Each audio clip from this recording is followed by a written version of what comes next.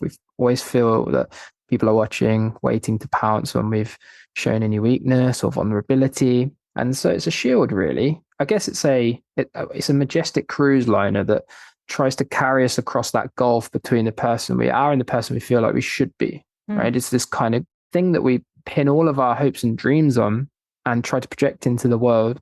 But ultimately, of course, it's an impossible ideal. It can never be attained. And it stores up only misery for those who try to make that leap. And so perfectionism is really at root about not feeling enough and needing approval and validation from other people to tell us that we're okay. And I think that's really what, if we can look at perfectionism through that end of the telescope, we can really begin to unpack what it really does to us and why it's so widespread right now.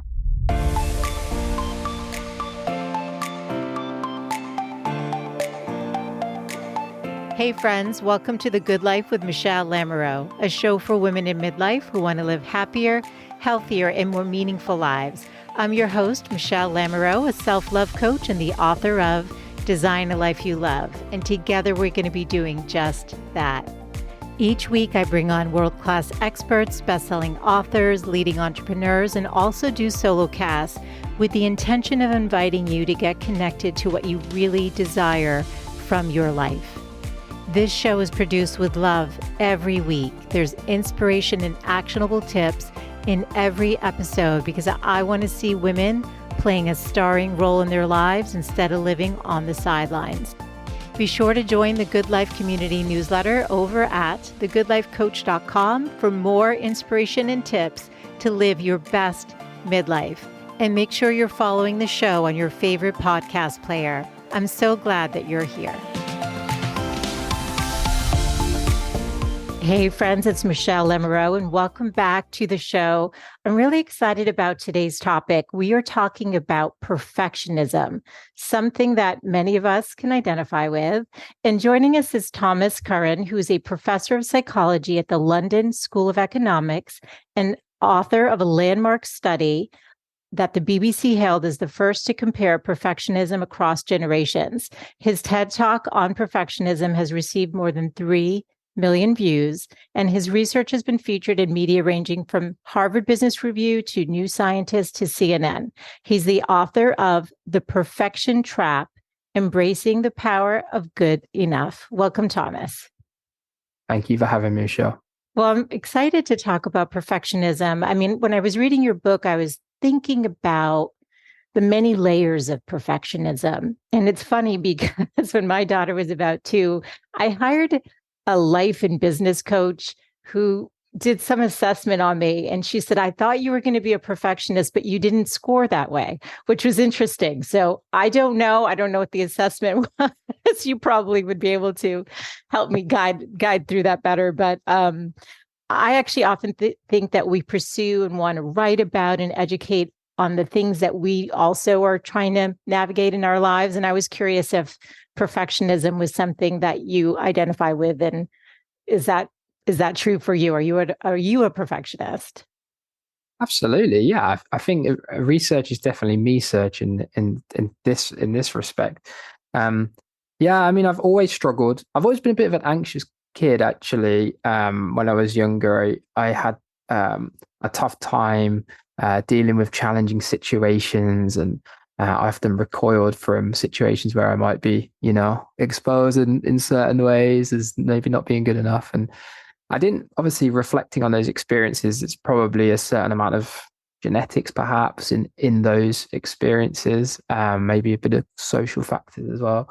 But as I got older and I moved into the workforce and things got very competitive and pressurized, those, I guess you could call them base anxieties, really started to have a major impact on my life. And I was pushing myself way too hard, well beyond comfort. And ultimately that created a lot of psychological difficulties that culminated in what I've described as a breakdown. So I sought help, and I was brought to the awareness that this was perfectionism, really, that was underneath a lot of these struggles, pushing myself too hard, trying to lift myself above other people, hyper competitive streak, and never feeling like I'm enough. All of these feelings were having a major impact. And I actually thought perfectionism was pushing me forward. I believe that it was a thing that was keeping me going.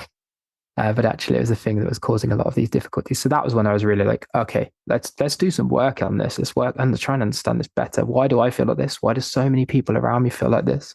And that's really where I started to do the work. Well, thank you for doing the research because we were talking before I hit record, and you are a professor of psychology, but you actually aren't teaching on this, which I thought was interesting. I think maybe you need to go to the school and ask them if you can do a separate course on it, because I think probably a lot of the students in there would be really grateful to have access to you in this material. Yeah, absolutely. I get asked all the time. I actually came back into the office because I had a sabbatical last year, and I was doing a lot of PR for the book, and I've spoken to a lot of like really cool people, and everybody's like, "Wow, it's so cool! You did the book, and we want to know more. And we didn't know you did this," and so that's been such a joy. And it speaks to how live perfectionism is right now. So many people want to know what it is. They want to know how it impacts us, and so it's awesome talking to people about this stuff. Yeah. Well, actually, let's start with a definition since it's going to be the foundation of the conversation. What is perfectionism? So perfectionism at its root is a form of deficit thinking, as a kind of, I suppose, a way of moving through the world in which we just don't feel like we're enough, can never feel like we're enough. We always feel that people are watching, waiting to pounce when we've shown any weakness or vulnerability. And so it's a shield, really. I guess it's a majestic cruise liner that tries to carry us across that gulf between the person we are and the person we feel like we should be. Right? It's this kind of thing that we pin all of our hopes and dreams on and try to project into the world. But ultimately, of course, it's an impossible ideal. It can never be attained. And it stores up only misery for those who try to make that leap. And so perfectionism is really at root about not feeling enough and needing approval and validation from other people to tell us that we're okay. And I think that's really what, if we can look at perfectionism through that end of the telescope, we can really begin to unpack what it really does to us, and why it's so widespread right now. Yeah, well, it's interesting because you talked about in your TED talk and then also in the book how when you're going in for an interview and you're asked, what's your greatest weakness? You're supposed to say, I'm a perfectionist. And, I laughed when I heard you say it and when I read it, because I remember preparing for my first interviews and having people tell me that's a sign of strength. So it's like turning that weakness into a strength. And so I think a lot of people do perceive perfectionism sort of as a positive, as a way of striving for better in your life. So where's sort of the disconnect here? I think what we assume about perfectionism is that it's got those go-getting qualities, grit, perseverance, time on task, and all the rest of it. Yeah. And what we miss is actually the reasons underneath those things. So perfectionists are all of those things, but the reason they're doing it is not because there's this sort of this active, optimistic need to do better, improve ourselves, keep growing, and all the rest of it. But it comes from a very defensive place of if we don't do those things, then we'll be exposed as deficient and flawed. And therefore, all of that energy is nervous energy, is anxious energy, it's insecure energy. And that's really why it's so problematic. Look, there's nothing wrong with striving. There's nothing wrong with high standards and having high goals. All those things are great. But if they come from that place of insecurity, then that's when the problems start. And what's under the I'm not good enough? Is it I'm not lovable, or is it different for everyone? Do you know what I mean? Because I feel like I'm not good enough is one layer, but when I was reading, I wrote down like underlying, if I don't do this, I won't be worthy of love. Like that's what it felt like to me. Yeah, and we're going really deep here, but that's absolutely. Sorry, I go deep. That's sort of my thing. Well, that's good. That's good because you have to talk about it. Like if you really want to understand what is the root of this deficit type of thinking, it's about not being good enough to matter to other people, not or be loved, which is the same thing. Yeah. So we don't feel recognized, we don't feel seen. And we feel like in order to be those things, we have to be perfect because that's the way we can guarantee other people's love and approval. If we're perfect, then they will Yeah. love us and they'll approve of us, right? So yeah, of course, like if you really want to get into the weeds of this, it's definitely comes from a place of need for love and to feel like we matter. Yeah. And it's interesting because I feel like a first cousin, if you will, to it might be people pleasing. And I think maybe women or girls might adopt that Mm. because I'm a recovering people pleaser. And so am I a perfectionist? I think in some ways I am. Like I definitely could identify. I'm not going to go by some assessment someone gave me when I was, 40 years old or 42, however old I was at that time. But if yeah, is people pleasing kind of layered with it? I mean, is that sort of an adaptive skill so that we can feel loved and be accepted? Well, it's an adaptation. I mean, look, I don't think it's any coincidence that a lot of the early work in this area was done by some master clinician called Curran, who Hmm. back then was a phenomenal woman because in a male-dominated world, she was able to go get a degree and make huge strides in the 40s, 50s in clinical psychology, challenging Freud, making waves in feminine psychology. And anyway, I don't think it's any coincidence that she was the one to really talk about perfectionism because she saw in patient after patient that came through her Mm, therapy room that disconnect that we're talking about, between who society tells us we should be and yes. who we really are. We have to go about the world trying to please other people, to be somebody else, somebody perfect, just to fit in, just to conform. And so Karen Horney, I think she is a hero because her insights, and she isn't celebrated anywhere near enough, by the way, but her insights are really so pressing for today to understand what's going on in these kind of widespread feelings of not being enough. It's really not feeling like we fit in, like we matter, like we're recognized, and that we and in order to feel those things, we'd have to bend ourselves all out of shape to please other people, to conform to some ideal. Mm, And obviously in patriarchal culture back then, yeah. still And living now, still yeah. live those, yeah, and now Yeah. I should Hmm. say it absolutely Yes. we've made improvements, but not Yes. nowhere near far enough.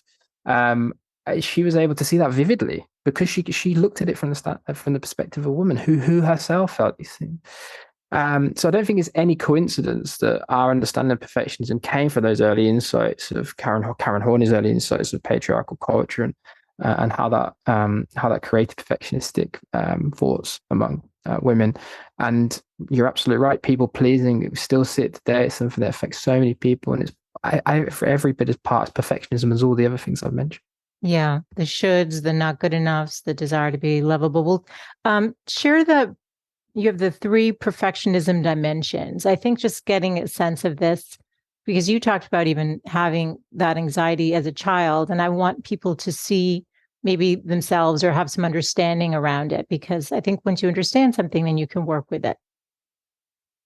Yeah, so that's a good segue actually from because Hornet really gave us a broad overview of what perfectionism is at root. It's kind of deficit thinking, it's self-alienation, it's trying to be somebody else, somebody perfect, because this is how we feel like we should be. It's that tyranny of should.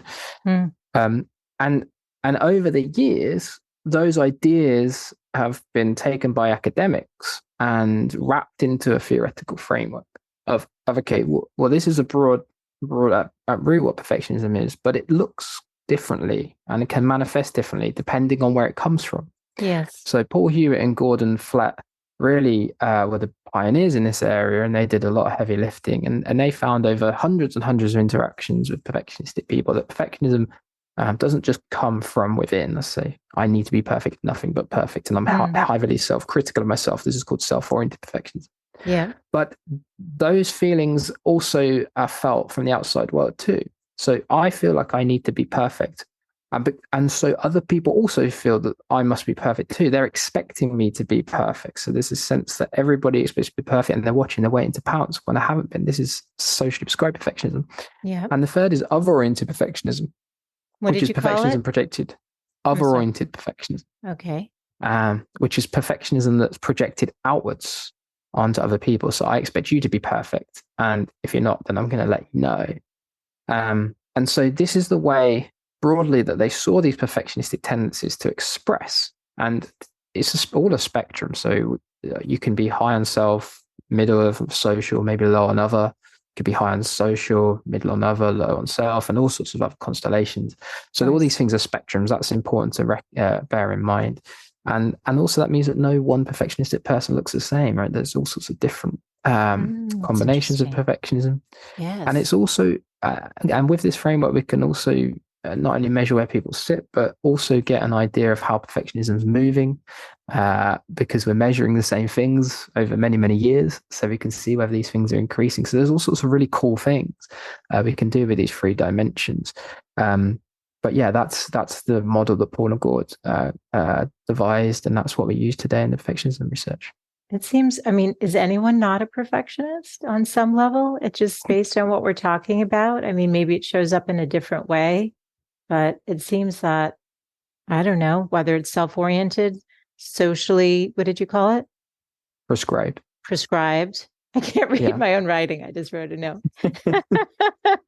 And the other oriented, whether you're like the Steve Jobs type is the example you use where he's, critical, right, of others. Yeah. But on some level, or what do we know about it? Are we, what Well, I we think have it's kind of, yeah, or is it too, it hasn't been studied that, that specifically. well, it's important to realize because these are spectrums. There's no Right. such thing as a perfectionist or a non-perfectionist. Like we're all on somewhere on the spectrum perfectionism. So it's better to think of people as highly perfectionistic or not very perfectionistic. Yes. Um, and and that's useful in a number of ways. One, it helps us do research because if you're high, we can also see if you're high on anxiety. That's called a correlation. But also, I think it's something useful about that way of thinking about perfections because it shows us that these things can be changed, right? Like you're not a perfectionist and that's very fixed. You can move yourself on the spectrum with Yes. strategies and ways of thinking that kind of challenge those perfectionist beliefs in important ways. So I think thinking about perfectionism spectrum is really useful, and that's certainly how we do it in the research area. Yeah, I like that. And I also like the distinction of, not you're not a perfectionist, right? Not thinking of it in Yeah. in those terms. I'm going to read something that you wrote in the book, just a part to segue into another question I had, which is you write, perfectionists overwork to the point, excuse me, to the point of burnout. They also at the same time do everything in their power including complete withdrawal of all effort to avoid the unbearable shame of almost certain defeat. That's not the ticket to success. On the contrary, perfectionism hampers success while generating a great deal of distress and self-doubt. And there was a 2016 report commissioned by Girl Guiding in the UK, found similar trends. And it stated 46% of girls age 11 to 16 and 61% of girls ages 17 to 21 said they felt a need to be perfect. And you say in the book, 5 years earlier in a 2011 report, those percentages were just 26 and 23, which reflects increases of 77 and 165% respectively. So COVID, like, was it the pandemic? What created that spike? I mean, I guess with the numbers, that doesn't correlate. So what happened in those 5 years? Because that was before COVID. I can imagine it's even worse. Yes, I don't. It's very so. The data that we've collated over many many years showing exactly the same thing as that It's girl guided rising. study. It's rising. It's rising really fast, and Yeah. and you know, and it's staggering. Every time you commission a new piece of data analysis or you do a new survey, you find the same things all the time. Feelings about lack, feelings of not feeling good enough, appearance worries and concerns, self-presentation or issues, perfectionism. All of these things are arising, and yeah, I mean, look, if the whole book is really about trying to explore the causality, like what's happening here. Why are young people in particular and girls, as you mentioned in that study, having so much difficulty with feeling like they're good enough, feeling like they're pretty enough, attractive enough, fit enough, healthy enough, and all the rest of it. I mean, like COVID certainly amplified a lot of issues. There's no doubt about that. But I think that there was a lot of things going on in the background that were also important. Things like social media, which has created a very warped sense of what's normal and Yep. desirable when it Yep. comes to image ideals and lifestyles and all the rest of it. Schools and colleges really, really competitive, and put a lot of pressure on young people to perform and excel all the time. You've got parenting practices we know are changing too, around, reflecting those competitive pressures in schooling, and they're being transferred by parents too in higher expectations. That's what young people are telling us. And of course, with the workplace as well, young people get a little bit older, but it's really tough in the workplace. Hustle, grind. You got to move. You got to keep putting one foot in front of the other, and it's very insecure. So yeah, there's a lot of factors, Michelle, that could be weighing on these perceptions that we need to be more, we need to do more, we need to have more, and what we are in the moment is not enough. Yes. And as I say, I try as hard as I can to condense these different factors, but there's a lot of them. Yeah. I mean, I'm glad that you wrote the book so that there's a reference point for like people, and we'll get into, I want to just, we're sort of talking about the issues, but then, potential ways of navigating it, I think is always going to be helpful. But I do want to stay on the social media piece. So as a mother of a teen, my daughter, she's actually not even on Instagram yet. She just asked, she'll be 15 soon. And I was like, it's an addictive tool. And I've told her, I mean, I'm 52 and I find that all of a sudden the phone's in my hand and on Instagram, and I don't even know why. And, it's just, there's obviously something they do that just makes it sort of addictive. And I don't have that sort of tendency to like need that kind of a hit from, did I get a like on something?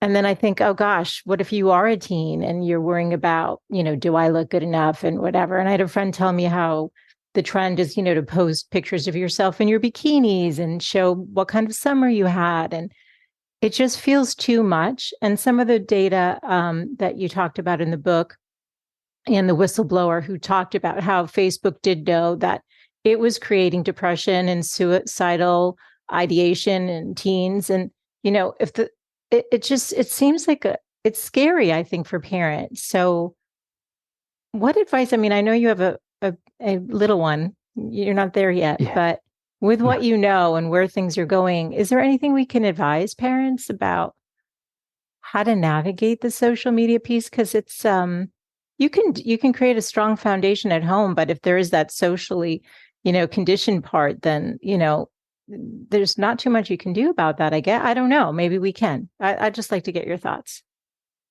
I think the big thing is to recognize that social media is not in and of itself a terrible innovation. It can have some really life affirming properties and qualities. It can bring people together through shared interests. Yeah. It can create a sense of community. It can be a place for resource and information sharing, which you might not be able to get through other channels. Yes. If you carefully curate your social media profile, if you make sure that what you're seeing are things that are going to enrich your life rather than make you feel sad or down or whatever. Right. So that's the first thing to say, and that's really, really important because kids are going to use social media. Yes. They're going to want to pick up the and I'm not going platforms. to prevent my daughter from being on there, especially if everyone else is. You don't want them to be out of the loop because that could harm them socially as well. Exactly. So it's all really about awareness, education, and teaching them, there are some amazing things that social media can be used for, but there are also some corners of social media that we need to be aware of. One of which is that this is an advertising device. So it's like the television show that you watch, or when you go to the movie theater or whatever, you midway through, it shows you an ad. Yes. Well, that's the same as social media, except now it's in your life 24/7. And so it's going to be looking at times when you feel like you might need a product or you're feeling a bit low.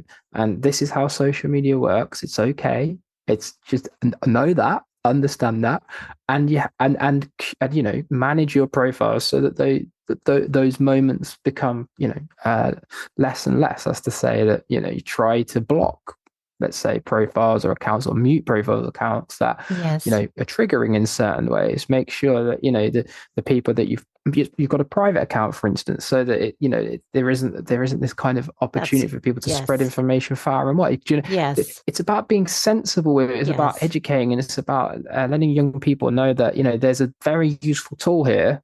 It's just there are other parts of it that we just need to be aware of. We just need to manage, and that's all you can do.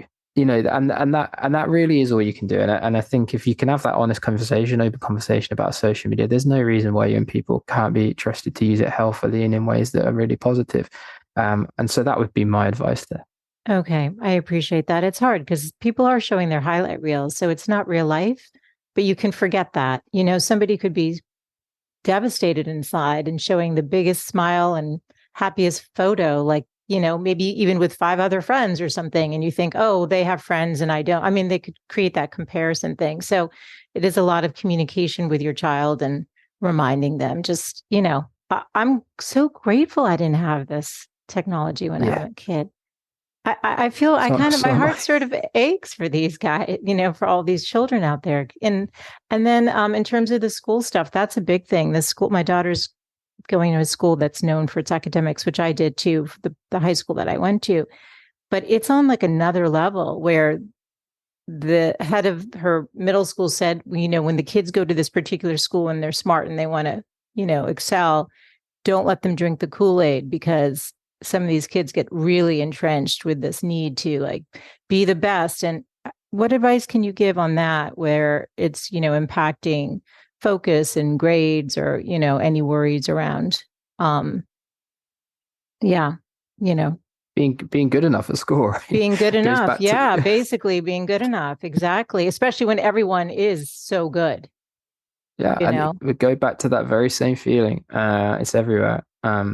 Look, there's so again it's like social media, right? This is the world we live in. This is the pressure cooker young people are exposed to in the education system. We can want to change that, and I talk about this in my book. I think we should strive to change the education system, but as long as we have the one we do, we have to Yeah. we have to make the best of it within that context. I wish that these intolerable pressures weren't placed on young people, but they are. And it's really important for young people's futures that they do well in school because in terms of the best paying jobs and college premium, it's so look, these things matter. It's what I'm Yeah. saying. So I Yes. think parents need to know that it's okay. That actually if you are finding yourself pushing and pointing your child's compass in the direction of, the grades and the outcome. These are just normal and natural responses to that pressurized culture. But there Yes. are a couple of things we can do inside of that Hmm. uh, to help. And I think the biggest thing is consistency of love, consistency of approval. If your child's done really well at school, then praise the effort and tell them how amazing that achievement is and allow them to enjoy it, reward them and let them reward themselves as well. Let them because that's an important part of success is being satisfied by that success, not thinking about what's next, the next one that's coming, but actually like enjoying Exactly. that And moment actually enjoy it. I mean, we need to do this as and adults. Yes. What's the next and ring on the actually just ladder? Yeah.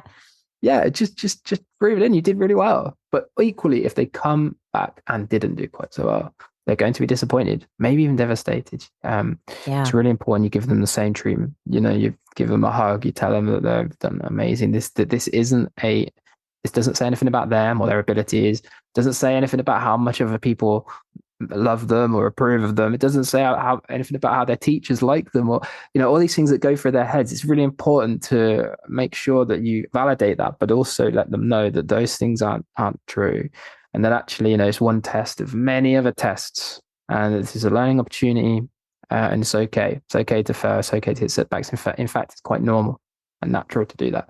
So consistency of approval is so important because Yeah. if you defer that praise, or if you subtly withhold like full approval on the Mm. expectation that young people continue to do more, well, that's when you start to get young people as a dependency on achievement for their sense of self-esteem, their sense of that Mm. they matter or are approved by other people, that have got to keep moving Conditional. to get to get that full approval. And that can lead to perfectionistic kinds of thinking. So that consistency is really key. And I would say one more thing on that: Please. show them that failure is lead by example. Basically, if you failed or had a bad day or things haven't gone well, don't bottle it up. Talk about it at the dinner table and be open about it. Screwed up today, made a mistake, gave a really bad lecture, and it didn't go very well, and it made me feel not very good. But you know what? That's just part of life. And maybe ask, what if you gave a talk and you feel you screw up? How would you feel? And talk about those feelings, like those feelings of setback and mistakes, and be open about it and just and normalize them for young people. So I would also say lead by example as well, and talk about your failures as much as your successes, because that's so important. I love that. I love that. I definitely try to do that. And it's interesting, Thomas, because you said when you're sitting at the dinner table, I think that's part of the other issue. I don't think families are sitting. I grew up sitting around the dinner table. I think there's something Yeah, really beautiful and supportive about that. Even if you're not talking about anything too deep or meaningful, whatever, there's an opportunity and it's like that connection. So I feel like there might be another layer there with maybe if we are actually sitting at that table, versus each catching a meal when you can kind of scenario. yeah, it's so important to protect the family time. I'm a big believer in family time. It's so important, and no electronics, no TVs, no phones. Just talking about stupid stuff, but it's important Yeah, as well. Just our day, how we feel, what we're doing, what happened at work, what happened at school. It's so important. totally. The connection. So is there any such thing as positive perfectionism? I mean, you talk about because I'm what I'm taking away is that it's the underlying feeling. So actually, no, but I just want to, because like I think we started, there is a perception that somehow, I worked in a law firm. I was head of marketing, and we would call it like type A lawyers. Everyone just like striving. Probably with a lot of perfectionism, underlying that. But is there any bright side to it, or are we saying no, let's not go there? Well, I don't know. I guess you have to ask the lawyers. I mean, the lawyers are the hardest working people I know. But not always the most contented or the happiest. Often that's probably a sweeping statement, but the work consumes the life, and it doesn't leave much areas for rejuvenation and rest and all the rest of it, and time with family and friends and all of these things that are really also important too. But that's the nature of the job. That's not their fault. That's the Right. nature of the job. It's intense, it's pressurized, it's long hours, it's really tough. And if you're gonna get the partner, you're gonna have to do those things. Otherwise, it's not gonna happen. So that I suppose where do you draw? I suppose where do you draw a line between the individual striving and the pressures that are put on them to do the Yes. striving? Like Yes. what's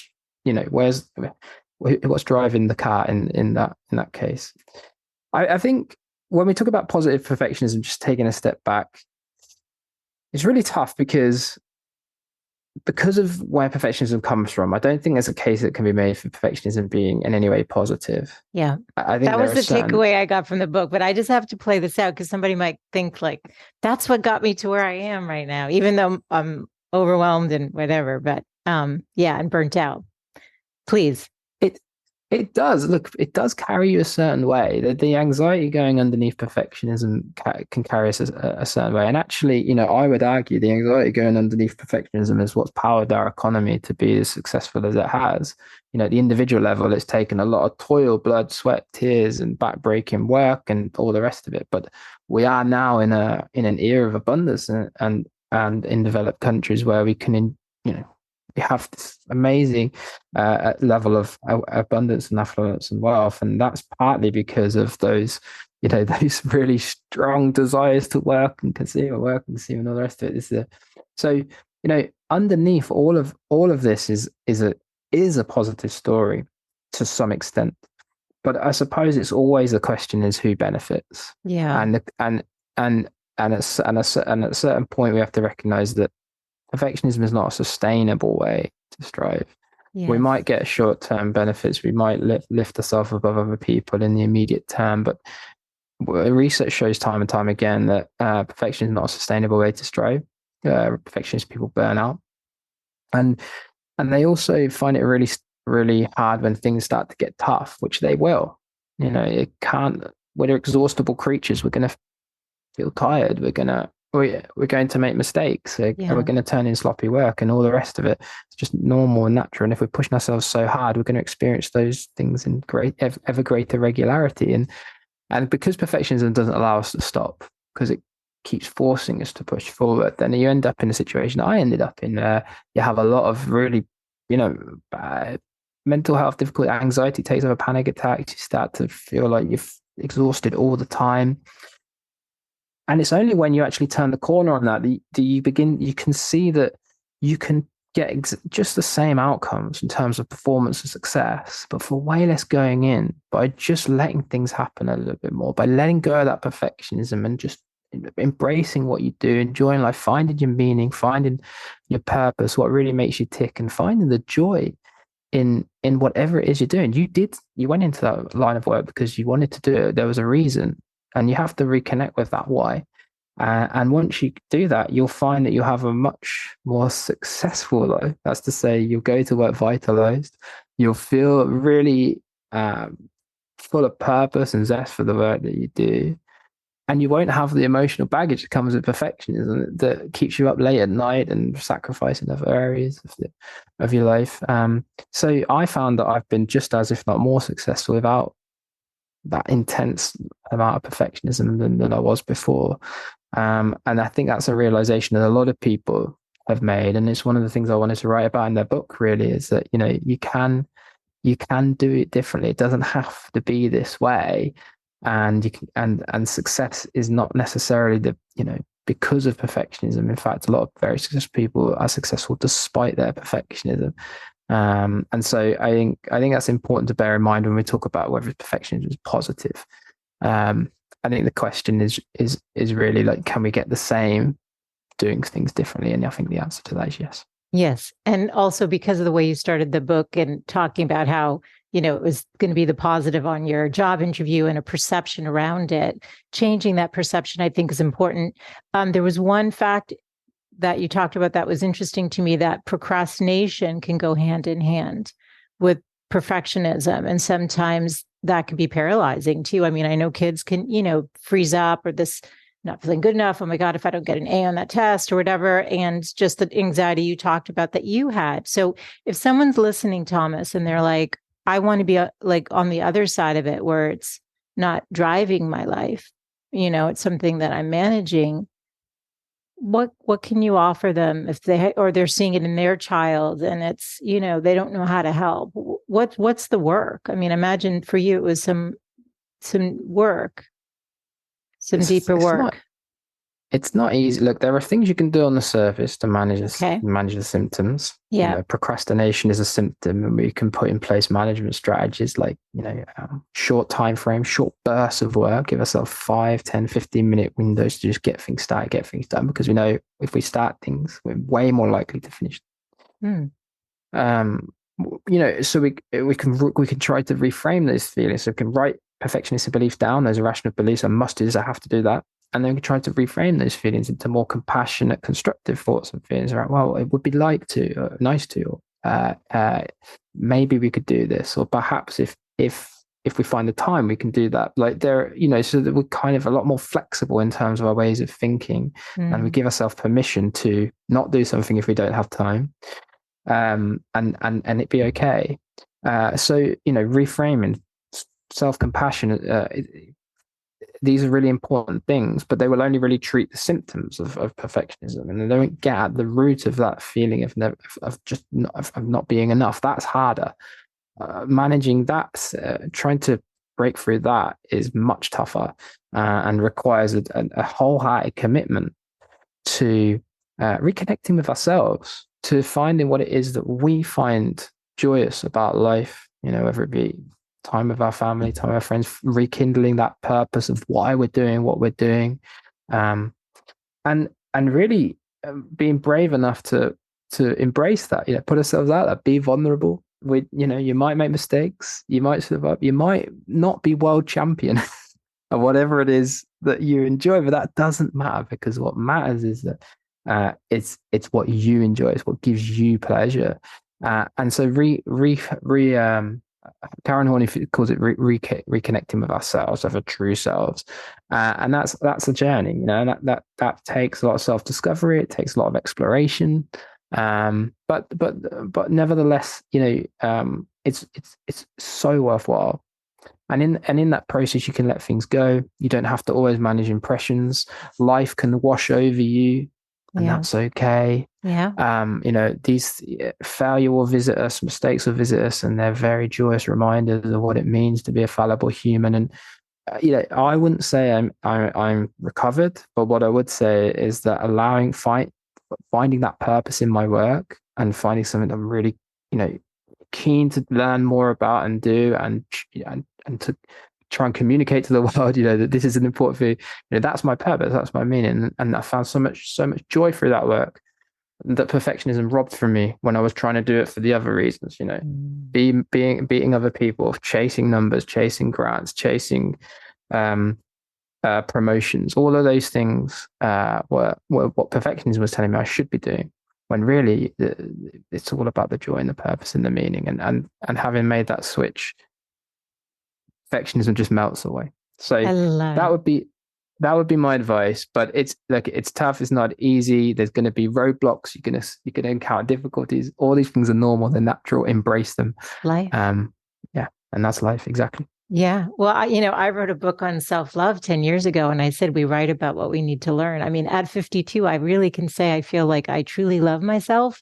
But 2 years ago, I thought I was there, and no, now I truly feel like I am my best friend and champion.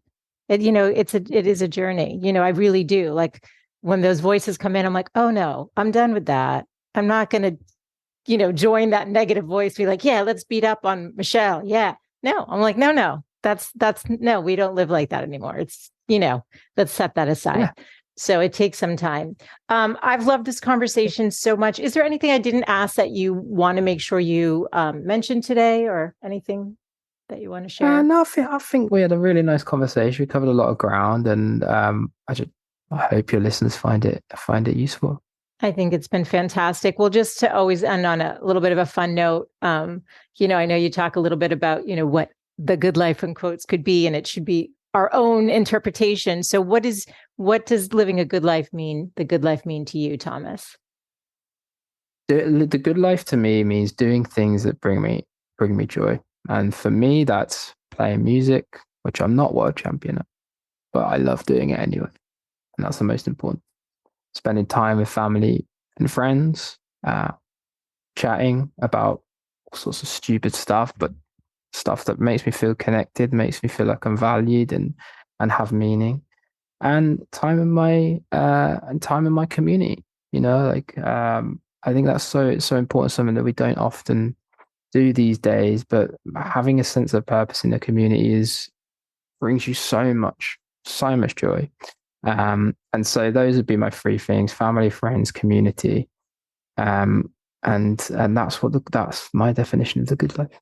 Love it. Well, I've really enjoyed this conversation. I think it's an important topic. I'm grateful for the work you're doing, because it doesn't seem like the systems that are in place are kind of navigating strategies for this. So at least it creates a conversation. People can watch your TED Talk, and I'm going to be linking all of the show notes over at thegoodlifecoach.com. And I hope that everyone will share this with their friends.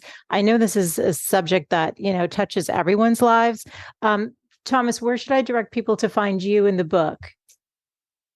If you Google The Perfection Trap, Thomas Curran, you'll find all the links to buy the book. I have a website, tomcurran.com, which is THOM Curran CRRAN.com, and I'm on LinkedIn and Twitter, so listeners can find me on those channels. And if they do read the book, I'd love to hear from them, so please do feel free to get in touch.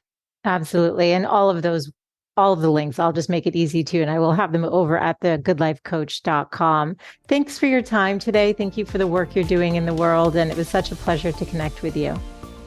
Thank you, Michelle. I've really enjoyed it. Thanks. And lovely to meet you. Thank you, you too. Thanks so much for tuning in today. I hope you gained some new information or inspiration for your life. That is the essence of this show, is to really wake up to what's possible for you, to reclaim your beautiful voice, and to really learn to love and prioritize yourself. So if you gained any value from any of the conversations you've tuned into, make sure to subscribe on your favorite podcast player. You can do that right now on your phone. And please do consider leaving a rating and review if you have yet to do so on Apple Podcasts. It's actually how more women can find this show, and I really want to grow a community of women who are loving themselves and living full on. So thank you as always for tuning in, and I look forward to reconnecting with you next Wednesday. Bye for now.